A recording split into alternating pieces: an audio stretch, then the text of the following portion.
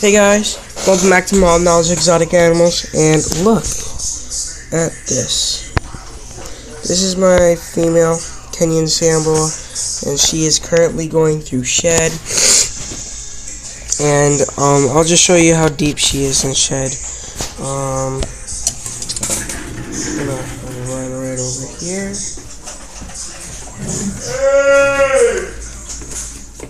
Like I said, she's currently going through shed, and she is just not the best looking right now. So I'm gonna drop this into my selfie stick.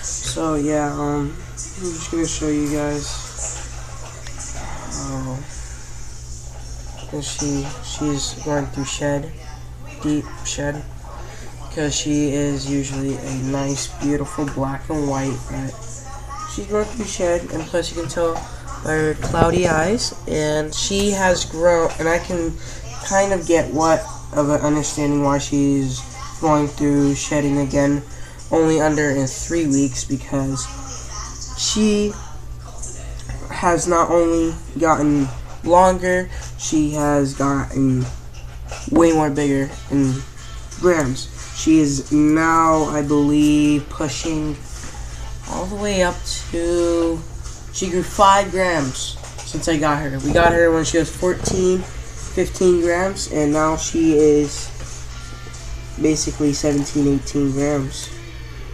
And she is just big, and 17, 18 grams is basically 20. So, yeah, she's a very big girl. Now, like I said, I got her when she was 14, 15 grams, and that's about a 2-month-old baby. And my male up here is currently, I believe, I don't know, but yeah, she is a fat sausage now, and hopefully in the next year or so she should be at least about this big and this thick around, and then the next year after that I'll breed her. Look at her and her little big head. She's such a big cutie to me, and she's a big sweetheart. She is probably the most nicest snake. I think Kenyan Samboas are a good snake.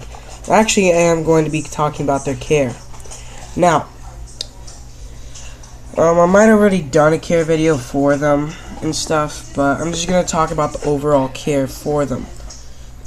They generally don't grow big. They probably the most biggest I ever heard of them getting is 4 feet long. But truthfully, in my opinion, it depends what you feed the animal. I mean, if you're feeding it constantly as big as a meal as possible, as much as you can, probably pushing it close to the limits, then you're probably going to get a big animal. But if you're just putting it just as the size, you're going to get an average size animal. But if you're doing it technically very small, you're probably going to have a very, very small animal. Now, since I want to breed her, I'm probably going to want it around average size, maybe a bit large. But, you know, I'm going to keep it slow for her, you know. She's only a baby. And I really love her. You know, and I got it from Underground Reptiles, Austin, and I think my friend over there, Austin, and everything, and he was very happy to hear me say that, and he just likes it, how much I love these animals and I care about them. And obviously I feel that I was born loving them, because I hear stories of my parents telling me when I was, before I could even walk, I was catching these animals and stuff. So, yeah. So let's get back into the care of the Kenyan Samboas. Like I said, they don't get too big, And yeah, you can generally go as big as you want for them, but nothing more bigger for an adult female. Maybe a 32 quart tub, or for a 20 gallon would be fine. Now I'm probably gonna give her a 20 quart tub. I'm gonna give her a 20 quart tub, and the males 15 quart tubs, and that's about it. And I'm planning on getting an albino, and I don't really care on the gender. And plus, I'll be able to sex it anyways, because it's quite easy to sex these guys. All you need to do is just look at their tails and stuff, or you can just put them together. Or if you're advanced enough, you can pop them. But I am not up to that level where I feel comfortable popping, so I usually just take my animals to Austin or any of the guys at Underground to pop them for me, because the last thing I want to do is just mess up my dreams, you know. And if anything is going to mess up my dreams, because I'm not gonna let anything mess up my dreams, because if anything messes up, I'm gonna find a way how to fix it. So yeah, she is just a big cutie.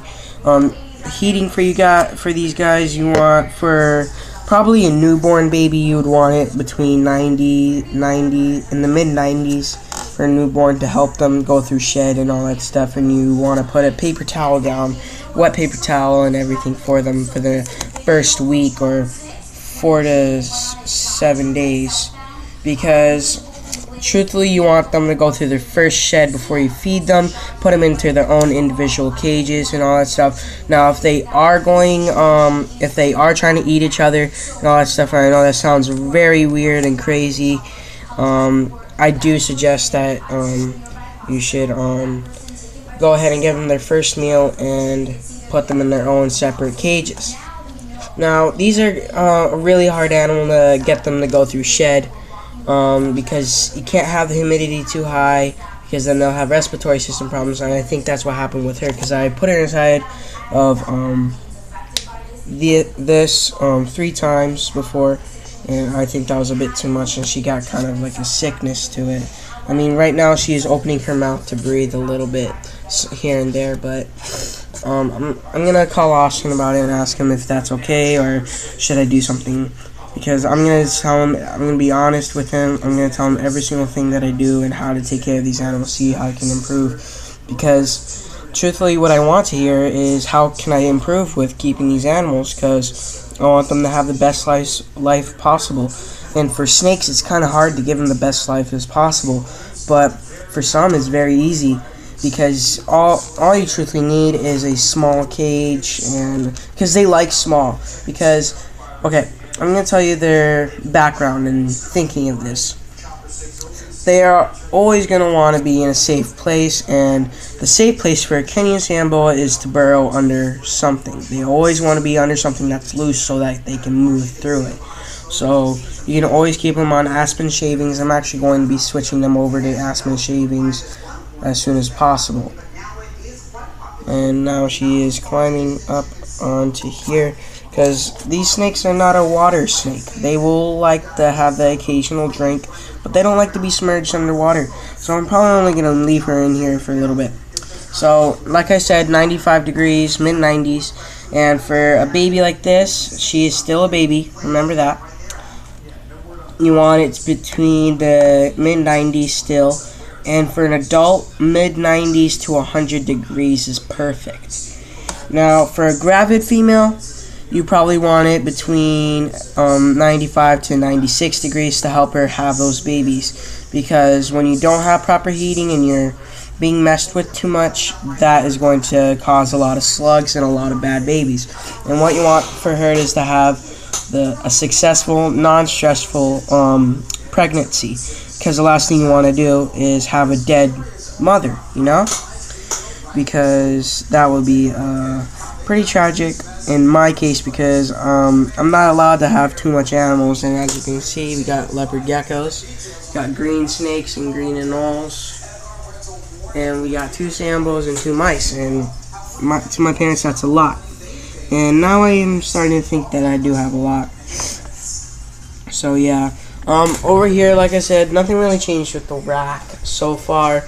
But I will be getting a I will be getting some tubs and setting them up and giving them some heating pads, and that's the end of that story. So yeah, this is a Kenyan Sambo. She is done, and yeah, I do recommend them as a first time pet. They don't get too big, like I said. The biggest, truthfully, depends how you feed them and how big do you feed them. She's right now, I think I'm going to move her up to fuzzies, because last time I fed her, she ate a fuzzy, and the male ate a fuzzy, but I believe that was a bit too big for him. So yeah, but he can handle fuzzies, but I don't, I think that's a bit too big, so I'm still going to do the just normal pinkies on him. And yeah, I'm going to switch her over to fuzzies, and now she's really cold, so